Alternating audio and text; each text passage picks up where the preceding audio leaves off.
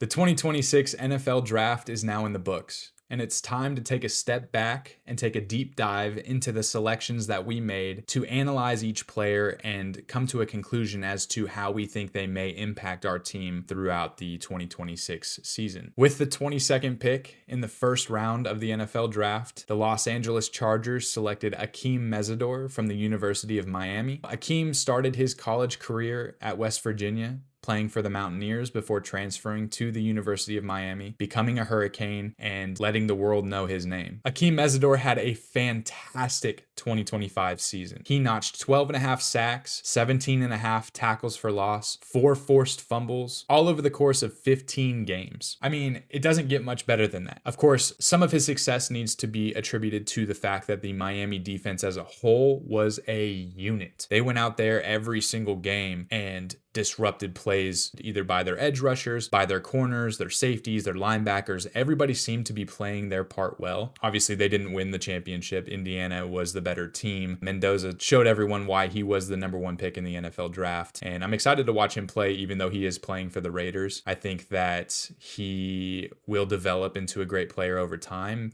Maybe not starting off, but the fact that we have drafted a weapon that is going to attack Mendoza twice this year, I'm excited to watch that. I'm excited to see how Mendoza is going to navigate playing against Tui Pelotu, Khalil Mack, and now Mesidor, having those, that 3-headed dragon coming at you every single play. You got to be a little nervous going into that week. Mesidor was born in Ottawa, Ontario, in Canada. He is 25 years old, which is old for a player that we just drafted. Hell, he's going to be 30 years old by the time we exercise his 5th-year option, should he progress into the player we all expect him to progress into. He's already a dynamic edge rusher, but to see him take that next step into the NFL, to learn from the likes of Khalil Mack, Tui Pelotu, Bud Dupree even being the other veteran alongside Khalil Mack, even though I think Bud Dupree's time as a Los Angeles Charger is coming to a close. I think that we're still going to have him on the team, being that he's already contracted for this year, but looking forward, I don't think Bud Dupree is an option. Mesidor, kind of like Odafe Owe, brings a large frame to our defensive line. He's 6'3", 260 pounds, large hands, large arm length. His ability to explode off the line and to swipe at the hands of offensive tackles, to get around them and get after the quarterback, it's a known weapon in his arsenal. And I'm excited to see how he's able to translate that skill into playing against more seasoned veterans in the NFL. As a Chargers fan, we're always worried about injuries. It seems that when we have a very well put together team, injuries seem to take their toll and turn us into a completely different team on tape. With Mesidor, he doesn't seem to be too injury prone. He did miss his 2023 season with lower leg injuries, but they haven't seemed to hamper his ability to play at that dynamic level in 2024 and 2025 when playing in Miami. So I hope that those injuries don't come back to create issues for him as he takes this step into the NFL. But I think that he's taken the right precautions. He's come back from this injury in the right way and hopefully hits the ground running in his first season in the NFL. Mesidor is known to be a disruptive, high motor defender specializing in his pass rush ability. Playing with the likes of Tui Pelotu and Khalil Mack, our edge rushing group looks to be one of the best, if not the best, in the NFL at the moment. Obviously, the Houston Texans have a very nice edge room, but I think that with the addition of Mesidor, with his age and experience, I think that we are now in the talks of being top 3 at least, if not top 2 or even the best in the NFL. And as I mentioned, he is 25 years old. That is old for a player that we just drafted coming out of college. But I think that in this case, maybe not every case, but in this case, his experience is going to speak for itself. He is a grown man playing in college and now gets to take the step into a world of grown men. And I think that he will be able to make that transition seamlessly. One of Mesidor's accolades that kind of stood out to me was that he was voted 2nd team All-American and 1st team All-ACC in 2025. That's a very prestigious award to obtain as a college player. And I think that the world knows his name. Bain Jr., Mesidor, a couple other players for the Hurricanes. I think that they put themselves on notice, and we saw that the NFL executives, the scouting teams, all of them took notice as well, and that's why we saw so many of them drafted this year. Now, something that the NFL does each season after the draft, they go in, they analyze each pick, and they give each team a grade based on the player that they selected. Now, this year, the NFL gave the Chargers an A grade, which is fantastic. I wouldn't have given them a lower grade than an A. Their analysis was that Mesidor brings intensity off the edge and can play inside in sub packages. The team needed another rusher to play opposite Tuli Tuipulotu, with Khalil Mack and Bud Dupree entering the twilight of their careers. The Khalil Mack saga is coming to an end. I love watching him play, but his age is going to limit his ability to play at the level that he wants to play at. And I think that after this season, should he take a step back from last season or the season before, I think that he'll make the decision to ultimately retire. Whether he retires a Charger, a Bear, a Raider, I don't know what that decision will look like, but I'm thankful for every season that he has played for us, and his ability to go out and coach the likes of Tuipulotu, Bud Dupree, Kyle Kennard, and now Mesidor. I think that experience that these players are getting from Khalil Mack is invaluable. I think that playing with a veteran who will one day be in the Hall of Fame, I think that will boost the confidence and the ability of those players around him. Now, Bud Dupree, I don't think he'll be on the Chargers next year. I think that obviously this year we're going to keep him on the team as a depth piece. He does have his moments where he comes out and he plays hard and he is able to get at the quarterback. Hell, I have a soft spot for Bud Dupree, being that I live in Kentucky. He played for the Wildcats. Being able to watch him play for the Chargers is great. It's the same thing with Odafe Owe last season. The Kentucky Wildcats men's basketball team actually had his brother playing for them, Otega Owe. So being able to watch Otega play in basketball and then watch Odafe Owe play as one of our edge rushers, it was awesome. It was surreal. It was the fact that I was a fan of both teams, and I got to watch these brothers go out there and ball out was phenomenal. And then with Tuipulotu, playing under Khalil Mack for the past few seasons, he has soaked up all that information, as I said in my previous video. And the fact that Mesidor now gets to play with Tuipulotu, who learned from Khalil Mack, Mesidor is going to be a problem. Maybe not this year. I hope that this year he will be fruitious in his entrance into the league. But I think that with development as a pro player, 2 years, 3 years down the road, he is going to be one of the most talked about edge rushers in the entirety of the NFL. A little more information on Mesidor. Again, his height, 6'3", weight 260 pounds. He's bringing a large frame to that defensive line. But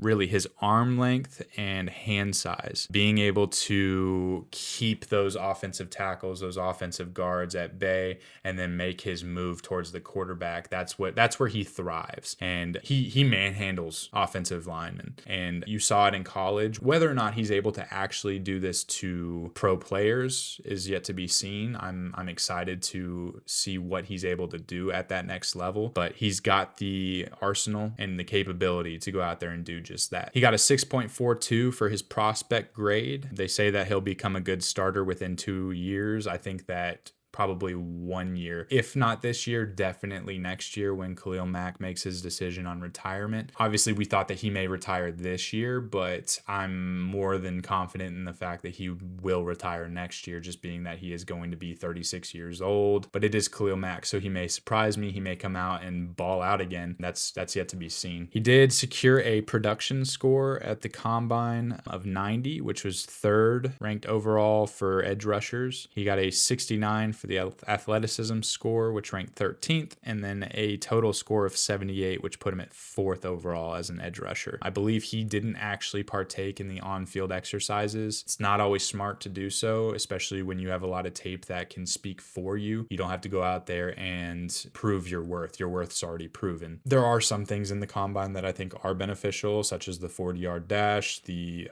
bench pressing, and sometimes even the vertical or horizontal jump, but more so the bench press and the 40-yard dash, just to see speed and strength. But these numbers look good and just again speak to the type of athlete that Mesidor is. And then the Chargers actually posted 5 things to know about the Chargers number 22 pick, Akheem Mesidor.